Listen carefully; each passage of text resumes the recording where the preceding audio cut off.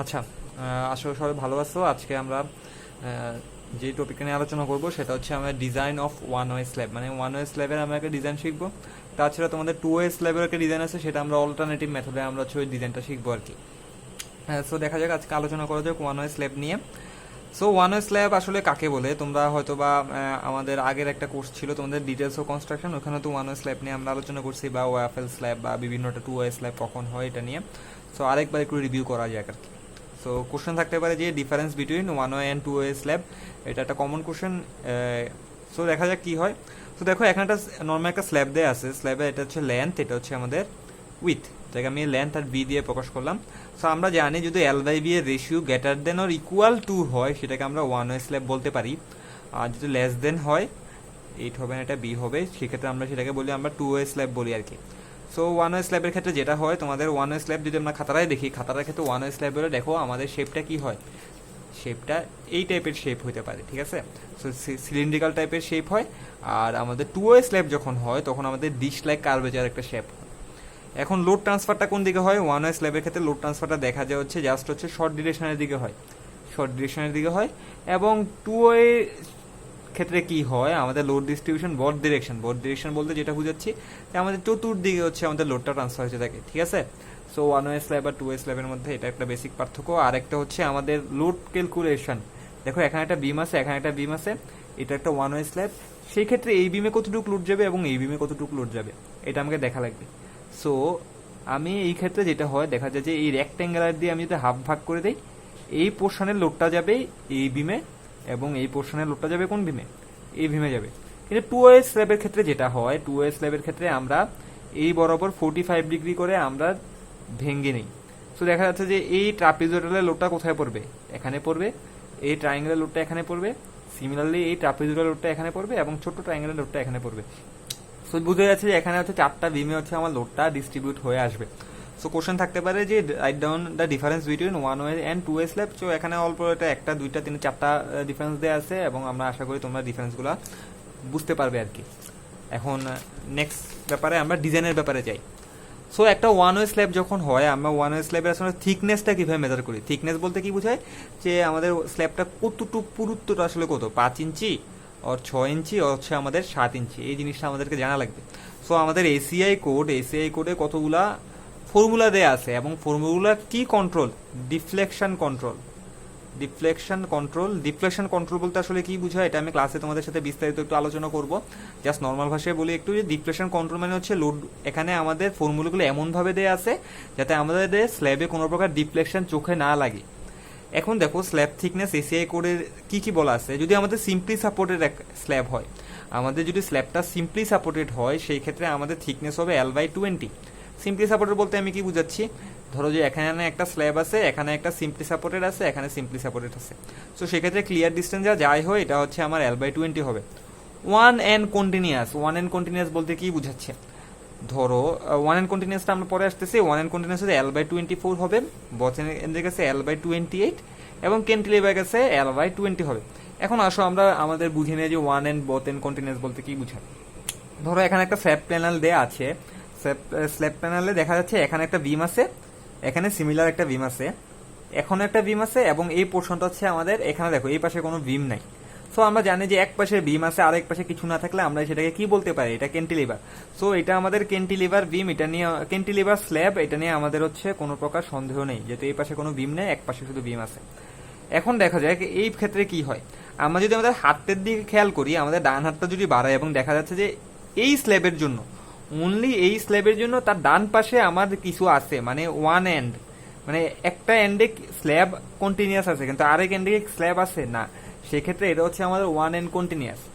So এই ক্ষেত্রে ফর্মুলাটা কি হবে, জাস্ট এই স্ল্যাবের জন্য ফর্মুলা হবে L/24, ক্যান্টিলিভার জন্য ফর্মুলাটা কি আসবে L/20। এবং এটার ক্ষেত্রে দেখি, এই স্ল্যাবের ক্ষেত্রে যদি আমি দেখি, এটা আমি ক্রস দিয়ে স্টার দিয়ে বুঝালাম, দেখা যাচ্ছে এই পাশে ডান পাশেও একটা পোর্শন আছে এবং আমাদের এখানে সিমিলারলি বাম পাশে একটা পোর্শন আছে। সো এই স্ল্যাবটা হচ্ছে আমাদের বথ এন্ড কন্টিনিউয়াস। সো আমি আশা করি তোমরা বুঝতে পারবে যে ওয়ান এন্ড কন্টিনিউয়াস আমরা কিভাবে বুঝাবো, বথ এন্ড কন্টিনিউয়াস কিভাবে বুঝাবো এবং ক্যান্টিলিভার স্ল্যাব আমাদের কিভাবে বুঝা লাগবে। সো স্ল্যাবের থিকনেস বের করা নিয়ে আমাদের কোনো ঝামেলা নাই। ঠিক আছে। স্ল্যাবের থিকনেসের ফর্মুলা কিন্তু এটা দিয়ে হয় না, আমাদেরকে মোমেন্ট দিয়েও জাস্টিফাই করা লাগবে। মোমেন্ট দিয়ে জাস্টিফাই বলতে কি বুঝাই, যে আমাদের স্ল্যাবে যেই পরিমাণ মোমেন্ট আসবে ওই মোমেন্টটাকে আসলে সে রেজিস্ট করতে পারবে নাকি পারবে না। স্ল্যাবের থিকনেস তো এটা ডিফ্লেশনের জন্য কন্ট্রোল করতেছে, কিন্তু মুভমেন্টের জন্য কন্ট্রোল করবে কিনা, মানে ক্র্যাকের জন্য কন্ট্রোল করবে কিনা, সেই জন্য মুভমেন্টের জন্য আমাদের দেখা লাগে। আমরা যেন মুভমেন্টের ফর্মুলার জন্য একটা ফর্মুলা তোমরা শিখছিলাম যে S F Y D minus A by two. So এখানে দেখতেছো এখানে একটা ডি আর একটা পার্ট আছে, আমরা যদি এখানে সবকিছু জানি তাহলে মুভমেন্ট থেকে আমরা এখানে আবার ডিটা বের করতে পারবো। তোমরা ডিজাইনের ম্যাথে যেমন আমরা এটা করছিলাম না, rho F Y B D square one minus something, so এখান থেকে আমরা ডিটা কন্ট্রোল করতে পারবো।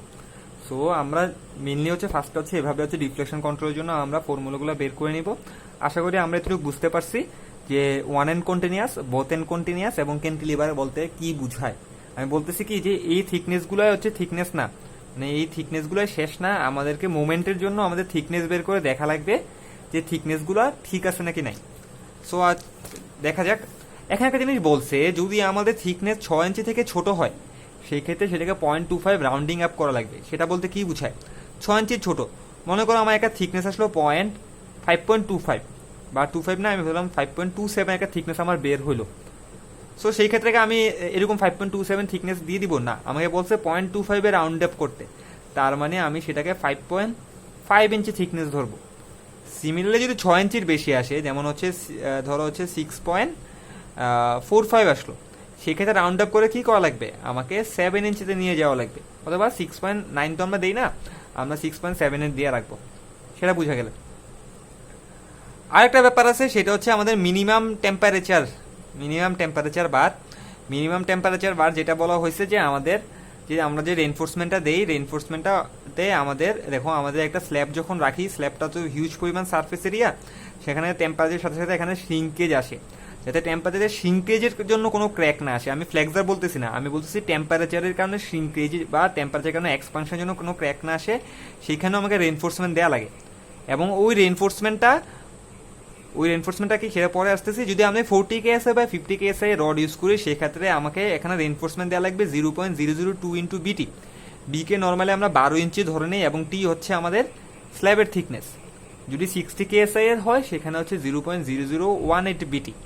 এখানে একটা ইম্পর্টেন্ট একটা কথা আছে, খুবই ইম্পর্টেন্ট একটা কথা। ইম্পর্টেন্ট কথাটা বলছে the minimum flexural reinforcement is not be less than temperature ও শ্রিঙ্কেজ বার। মিনিমাম ফ্লেক্সার মানে আমরা মোমেন্টের দিয়ে আমরা যে ফ্লেক্সারাল রেনফোর্সমেন্টটা বের করি সেটা অবশ্যই আমাদের এই রেনফোর্সমেন্ট থেকে বেশি আসতে হবে, এর থেকে ছোট হতে পারবে না। ছোট হলে আমাকে এই স্ল্যাবের রেনফোর্সমেন্টটা দেওয়া লাগবে। আরও ডিটেলে আমরা পরবর্তীতে আলোচনা করব। এবং দেখো একটা স্ল্যাব আছে, স্ল্যাবে আমরা রড দিচ্ছি, রডের এখানে স্পেসিং আছে।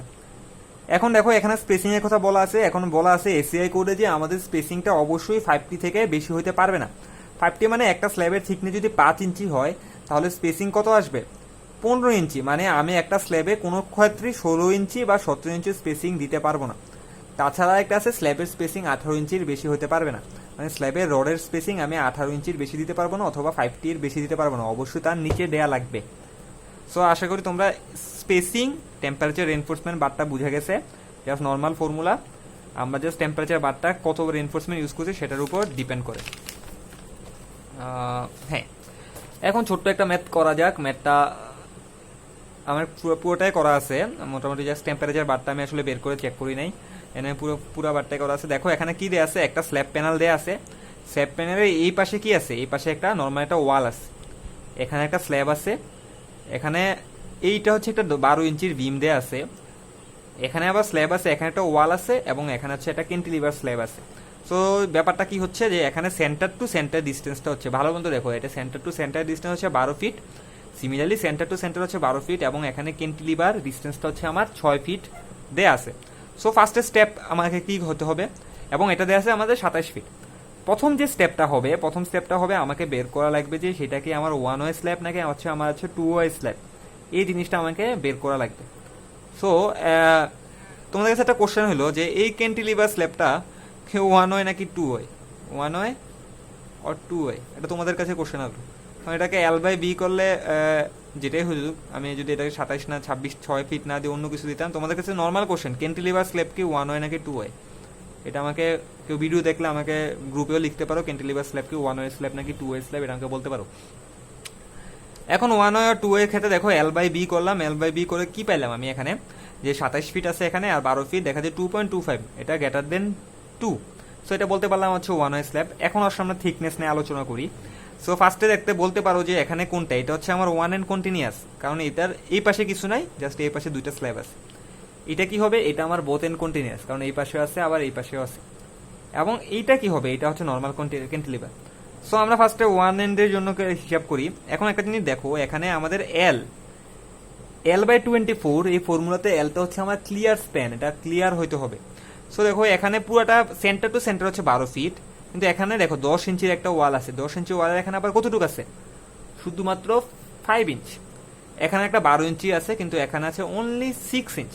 সো এখানে 12 ইন্টু 12 করে আমি সেটাকে ইঞ্চিতে নিয়ে গেলাম।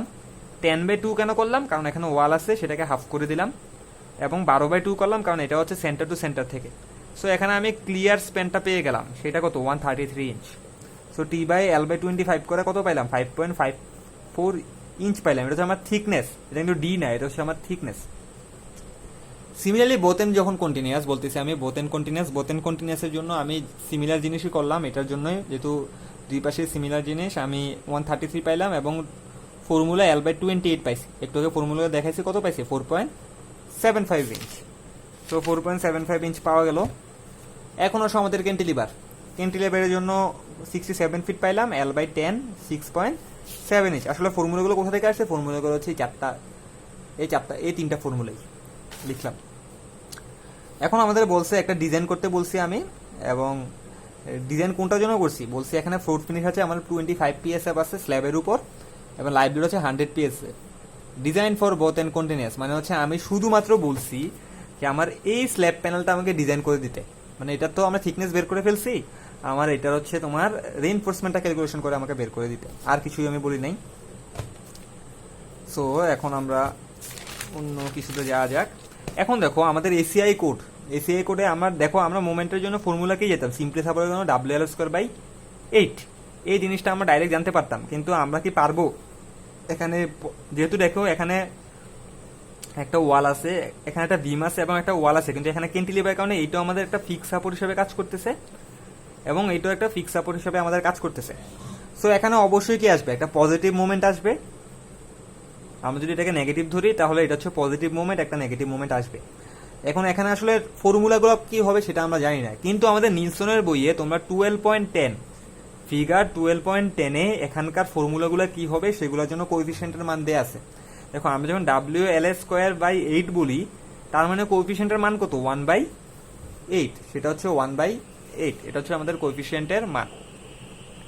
এখন দেখো এটার জন্য করছি, এখানে যেহেতু এটা জাস্ট ওয়ালের উপর স্ল্যাবটা আছে, তাই এটা সিম্পলি সাপোর্ট হিসেবে আছে, এই জন্য এখানে 0, এটা 1/11, এখানে হচ্ছে 1/10 মানে এই পোর্শনে, এবং ওইটার জন্য 1/11, 1/16, 1/11, এবং ক্যান্টিলিভারের জন্য আমরা জানি WL²/2, সেই জন্য এটা হচ্ছে হাফ। সো এখন দেখো আমাদেরকে বের করতে বলছে শুধুমাত্র এই পোর্শনটার জন্য কাজ করতে বলছে।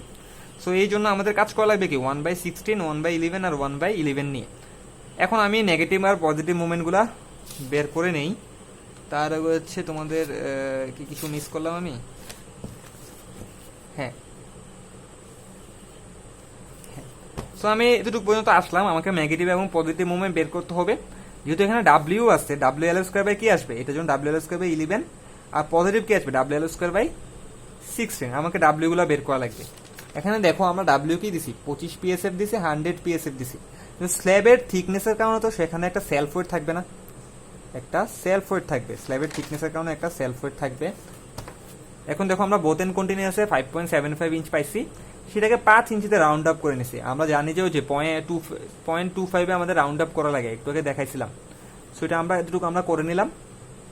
সেলফ ওয়েট কি হবে, দেখো এখানে 5 ইঞ্চির একটা স্ল্যাব আছে, আমরা কংক্রিটের ইউনিট কত জানি 150 PSF, এটা কংক্রিটের ইউনিট ওয়েট। সো 5 ইঞ্চি আছে এবং এটা দেখো এটা ফিটে আছে, তো 5 কে 12 দিয়ে ভাগ করে সেটা ফিট নিয়ে 150 দিয়ে গুণ করলাম, সেটা হচ্ছে কংক্রিটের সেলফ ওয়েট। সো আমরা ফর্মুলা জানি 1.2 dead load, 1.6 live load. So 1.2 এর সাথে floor finish one kind of হচ্ছে ডেড লোড, আমরা সেলফ ওয়েটের সাথে ফ্লোর ফিনিশটা যোগ করে দিছি, এটা কি সেলফ ওয়েট, এটা হচ্ছে ফ্লোর ফিনিশ। এবং 1.6 এর সাথে লাইভ লোডটা যোগ করলাম, কত পাইছি 265 PSF, সেটাকে 1000 দিয়ে ভাগ করে আমি 0.265 KSF এ নিয়ে আসলাম। সো আশা করি আমরা ডাব্লিউ মান কীভাবে বের করছি, টোটাল লোড যেটাকে আমরা ডাব্লিউ বলি, এটা আমরা বের করে নিলাম। এখন দেখা যাক আমাদের মুভমেন্টগুলো কি কি আসে। নেগেটিভ মুভমেন্টের জন্য WL²/11, এখানে এলটা আমি ক্লিয়ার স্প্যানে এত ফিট আসলো 11.08। এটা কিভাবে আসলো সেটা কিছুই না, এটা হচ্ছে এখান থেকে এখান পর্যন্ত ক্লিয়ার। WL²/11 করে কত পাইলাম? 2.95 কিপ ফিট। এই জিনিসটা আমি পাইছি 2.95 কিপ ফিট। এবং এম পজিটিভ মুভমেন্ট কত পাইছি আমি? WL²/16, যেটা হচ্ছে 2.03 কিপ ফিট। এই জিনিসটা আমি পাইলাম। এখন আসলে আমাদের থিকনেস চেক করা লাগবে, যে আসলে আমি যে থিকনেস যে 5 ইঞ্চি ধরছি, এটা এখানে ম্যাক্সিমাম মুভমেন্ট কত, এই মুভমেন্টটা সে আসলে নিতে পারবে নাকি নিতে পারবে না, এই জিনিসটা আমাকে চেক করা লাগবে। তো চেক করার ফর্মুলাটা আসলে কি, খাতা এখানে শেষ হয়ে আসছে, তো এই খাতা বাদ।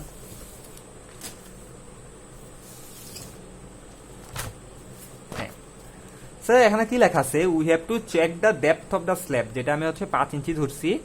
If it can resist the maximum movement কত পাইলাম আমি? প্রায় 3 কিপ ফিট পাইছি, বা 2.95। সো দেখো আমরা কি চাই, আমরা চাই আমাদের স্ল্যাবে অবশ্যই কি দিব, আমরা রেইনফোর্সমেন্ট 0.75 রবি দিব। FMC 4 KSI এবং FOI 60 KSI আমি ধরে নিলাম ম্যাথের জন্য। সো রোম্যাক্স এর মান 0.021 আসলো, রবির মান আসলো, আমরা বের করে নিছি। মুভমেন্টের জন্য আমরা এরকম একটা ফর্মুলা জানতাম, ঠিক আছে। এখানে 0.59 নিয়ে পেনিক করার আসলে কিছু নাই। 0.59টা কিভাবে আসছে, এটা হচ্ছে কিছুই না, হচ্ছে ওই যে আলফা আর বিটা ছিল, এই মানগুলো বসাইলে হচ্ছে এই টাইপের একটা মান আসে আর কি। সো ডি এর মান কত আসে আমি এটা দেখি না। ডি এর মান অবশ্যই তোমাদের 5 ইঞ্চি থেকে ছোট হয়ে আসার কথা এখানে, মানে টি এর মান বের করতে হলে D+1 ইঞ্চি করা লাগতো, সেটা অবশ্যই 5 ইঞ্চি থেকে ছোট আসার কথা। তোমরা একবার নিজের একটু ক্যালকুলেশন করে চেক করে নিবা। সেটা হচ্ছে আমাদের স্টেপ। দেন হচ্ছে আমাদের কি বের করা লাগবে, আমাদের তো যেটুকু ডি বের করলে হবে না, আমাদেরকে রেইনফোর্সমেন্ট ক্যালকুলেশন করা লাগবে। আচ্ছা, আমরা প্রথমে পজিটিভ মুভমেন্টের জন্য রেইনফোর্সমেন্ট ক্যালকুলেশন করতে যাচ্ছি। সো পজিটিভ মুভমেন্টের এম এর মান কত ছিল? এম এর মান ছিল আমাদের 2.03 কিপ ফিট। 2.03 কিপ ফিট ছিল। সো এখানে আমরা এ এর মান ধরছি 1, এস এর মান ধরছি। সো এখান থেকে জাস্ট নর্মালি আমরা ক্যালকুলেশন করে দেখলাম কত আসলো, 0.128 ইঞ্চি স্কোয়ার পার ফিট। এখানে ডি এর মান দেখা না 4 ইঞ্চি বসেছি। কেন 4 ইঞ্চি বসেছি? কারণ 5 হচ্ছে আমাদের টি থেকে 1 ইঞ্চি আমাদের ক্লিয়ার কভার বাদ দেওয়া লাগবে। স্ল্যাবের ক্ষেত্রে ক্লিয়ার কভার হচ্ছে আমাদের 1 ইঞ্চ, সেটা আসলো আমাদের 4 ইঞ্চ। সিমিলারলি আমরা এ এর জন্য ক্যালকুলেশন করে পাইলাম 1.88। দেখো আমি ধরছিলাম 1, আসলো আমার 0.188। সিমিলারলি এস এর জন্য ক্যালকুলেশন করে পাইছি 0.115। পরবর্তীতে আমি আর এ এর ক্যালকুলেশন করি নাই। তার মানে হচ্ছে আমাদের পজিটিভের জন্য বটমের রেইনফোর্সমেন্ট দেওয়া লাগবে 0.115 পাউন্ড ইঞ্চি স্কোয়ার পার ফিট। সেটা পজিটিভের জন্য আমি বের করছি। এখন চলো আমরা নেগেটিভের জন্য বের করি। নেগেটিভের মোমেন্ট কত ছিল? 2.95, যেটাকে আমি 3 ধরে নিচ্ছি। সো সিমিলারলি এখানে এ ইকুয়াল 1 ধরছিলাম। সো করে পাইছি কত? 0.19 ইঞ্চি স্কোয়ার পার ফিট। সেটাকে এর করার জন্য দেখো ধরছিলাম 1, আসলো 0.28। সো এর মান আবার 0.28 ধরে এস এর মান পাইছি 0.172 ইঞ্চি স্কোয়ার পার ফিট। সো আমাদের দেখো একটা পাইলাম 0.172 ইঞ্চি স্কোয়ার পার ফিট। মোমেন্ট ডায়াগ্রামটা কেমন ছিল? এরকম ছিল। সো দেখো পজিটিভের জন্য আমাকে রেইনফোর্সমেন্ট কোথায় দেওয়া লাগবে? নিচে দেওয়া লাগবে। কতটুকু দেওয়া লাগবে? নিচে দেওয়া লাগবে 0.115। এবং এটার জন্য কোথায় দেওয়া লাগবে? উপরে দেওয়া লাগবে কত? 0.172। এই জিনিসটা দেওয়া লাগবে। উপরে অলওয়েজ বেশি দেওয়া লাগে।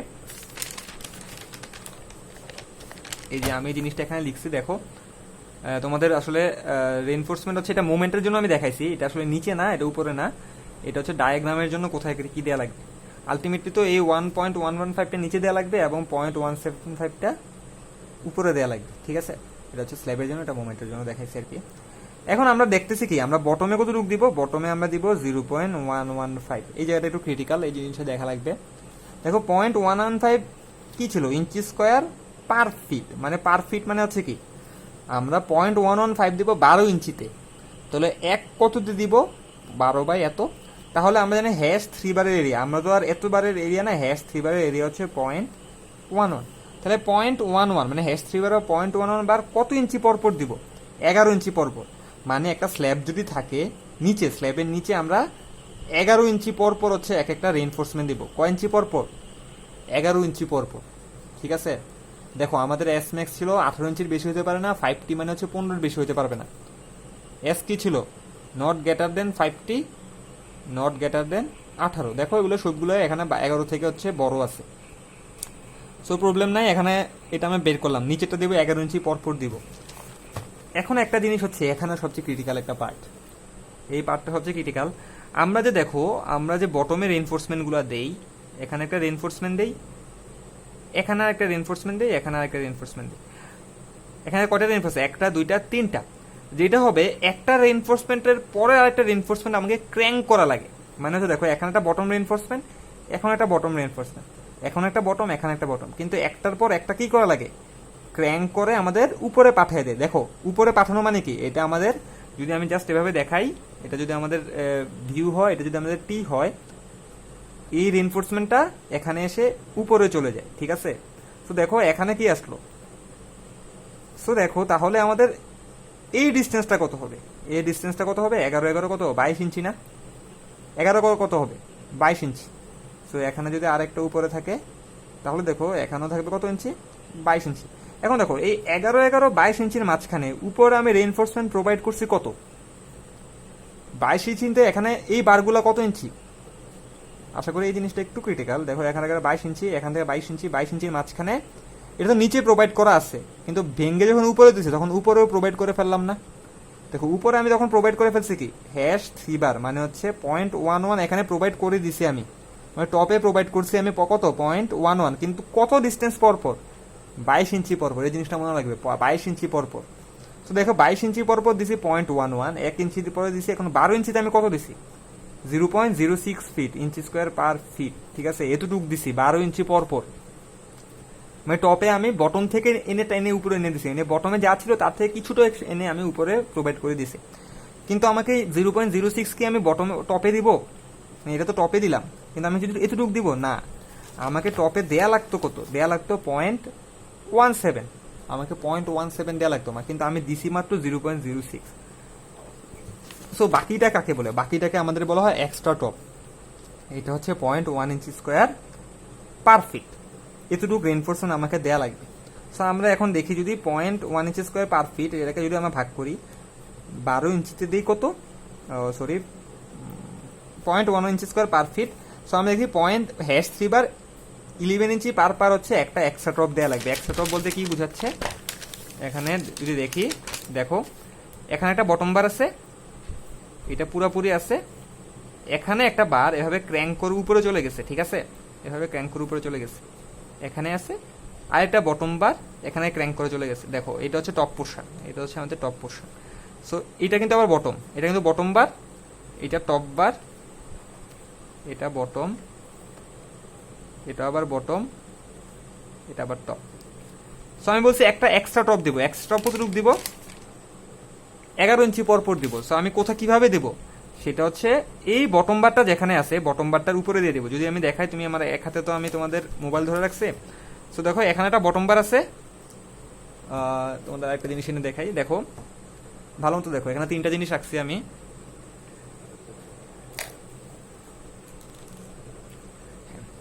সো দেখো এখানে 3টা বটম বার আছে, এই বটম বারটা স্ট্রেট চলে যাবে, মানে এটা নিচে থাকবে, এটা ক্র্যাঙ্ক হবে না।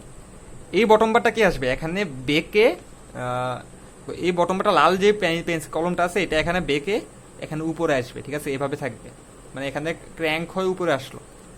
আবার এটা থাকলো, তার পাশে যদি আমি তোমাদের আরেকটা মার্কার রাখি, তার মানে এই দুইটা কি আমার ক্র্যাঙ্ক, এই দুইটা বেঁকে উপরে আসলো। সো তাহলে আমার এক্সট্রা টপটা কোথায় দেবো? এক্সট্রা টপ দেবো এই বটম বারের উপরে, এখানে একটা এক্সট্রা টপ থাকবে, এই বটম বারের উপরে একটা 0.11 বার থাকবে। সিমিলারলি এটার উপরে একটা এক্সট্রা টপ থাকবে। দেখো তাহলে কি আসলো, এটা ক্র্যাঙ্ক করে তো উপরে আসলো, এখানে একটা বার আছে অলরেডি, এটা হচ্ছে ক্র্যাঙ্কের জন্য উপরে আছে, এখানেও ক্র্যাঙ্কের জন্য উপরে আছে। সো দেখা যাচ্ছে যে এই বারটার জন্য এখানে একটা বার থাকবে, দাঁড়াও, এই বারটার উপরে এখানে একটা বার থাকবে এবং এই বারটার উপরে এখানে একটা বার থাকবে। সো দেখো টপে বার আছে কোথায়? এখানে একটা, দুইটা, এটা ক্র্যাঙ্কের জন্য এখানে একটা বার আছে, এর জন্য এখানে বার আছে। বটমেও সিমিলার 4টা বার আছে, একটা, দুইটা, তিনটা, 4টা বার থাকবে, কিন্তু এই দুটো হচ্ছে সেপারেটলি ক্র্যাঙ্ক করে গেছে। সো ওইটা হচ্ছে মেইন পার্থক্যটা আর কি। আমি আশা করি তোমাদের ক্লাসে আরও ডিটেলসে বুঝতে পারবো। সো এতটুকু ম্যাথ আসলে শেষ হয় নাই, আমাকে আরেকটা জিনিস চেক দেওয়া লাগতো যে AST ইকুয়াল হচ্ছে 0.0018 BT থেকে আসলে তোমাদের এই যে বারগুলা বের করছে এগুলো ঠিক নাকি না, এটা আমি আসলে চেক দিয়ে দেখাই না, কালকে ক্লাসে যখন করবো তখন হচ্ছে আমরা দেখবো। আশা করি ম্যাথটা তোমরা বুঝতে পারছো। আসলে ক্লাসে করলে তোমাদের বুঝে হবে, কালকে ক্লাসটা লেন্দি হবে, সবাই একটু মেন্টালি প্রিপারেশন থাকো আর আমরা যাতে এটা বুঝতে পারি। সবাই ভালো থাকো, সবাই সুস্থ থাকো। আল্লাহ হাফেজ।